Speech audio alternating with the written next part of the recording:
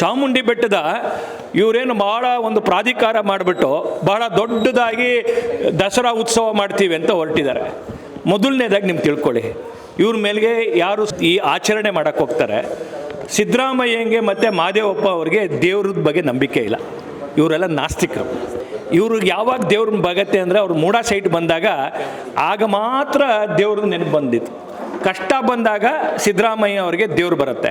ಯಾವ ದೇವರ ಬಗ್ಗೆ ಒಂದು ಕಿಂಚಿತ್ತು ಭಕ್ತಿ ಭಾವ ಇಲ್ಲ. ಇಷ್ಟು ದೊಡ್ಡ ದಸರಾ ಮಾಡಕ್ಕೆ ಹೊರಟಿದ್ರಲ್ಲ, ಚಾಮುಂಡಿ ಬೆಟ್ಟದ ರಾಜಗೋಪುರದ ಪಕ್ಕದಲ್ಲಿ ಬಿರುಕಾಗಿದೆ, ಗೋಪುರ ಕುಸಿತಿದೆ. ನಂದಿ ರಸ್ತೆ 1 ವರ್ಷ ಆಯಿತು ನಿಂತೋಗ್ಬಿಟ್ಟು. ಚಾಮುಂಡಿ ಬೆಟ್ಟಕ್ಕೆ ಕೇಂದ್ರ ಸರ್ಕಾರದಿಂದ ಬಹಳ ದೊಡ್ಡ ಪ್ರಮಾಣದ ಹಣ ಬಂದಿದೆ. ಏನು ಮಾಡಿದ್ರೆ ದುಡ್ಡು ತೆಗೆದುಕೊಂಡು 2,000 ರೂಪಾಯಿ ದುಡ್ಡನ್ನು ಭಕ್ತರಿಗೆ ಪ್ರವೇಶ ಅಂತ ಕೊಡ್ತೀರಿ. ಅಲ್ಲಿ ಮುಸಲ್ಮಾನರ ಉರುಸ್ಗೆ 4 ಕೋಟಿ ರೂಪಾಯಿ ಕೊಡ್ತೀರಿ. ಯಾವ ಪುರುಷಾರ್ಥ ರೀ ಸಿದ್ದರಾಮಯ್ಯನವರೇ? ಮುಖ್ಯಮಂತ್ರಿ ಆದಂಥ ಸಂದರ್ಭದಲ್ಲಿ ಒಂದು ಸ್ವಲ್ಪ ದೇವರು ಧರ್ಮದ ಕಾರ್ಯ ಮಾಡಿ. ರಾಜಗೋಪುರ ಬಿರುಕು ಬಿಟ್ಟು 6 ತಿಂಗಳಾಗಿದೆ.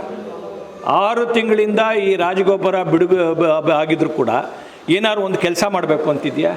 ರಾಜಗೋಪುರ ಹೋಗಲಿ, ಕಬಿನಿ ಜಲಾಶಯ ಬಿರುಕು ಬಿಟ್ಟಿದೆ. ಯಾವುದಾದ್ರೂ ಒಂದು ಬಿರುಕು ಬಿಟ್ಟಿರೋದನ್ನು ಸರಿ ಮಾಡೋ ಅಂಥ ಶಕ್ತಿ ಸಾಮರ್ಥ್ಯ ಇದೆಯನ್ರಿ ಇವರಿಗೆ? ದುಡ್ಡೇ ಇಲ್ಲ. ಪರಮೇಶ್ವರ್ ಹೇಳಿದ್ರಲ್ಲ, ದುಡ್ಡೇ ಇಲ್ಲದೆ ದಿವಾಳಿ ಆಗಿರುವಂಥ ಸರ್ಕಾರ ಅಂತ. ಸತ್ಯ ಅದು.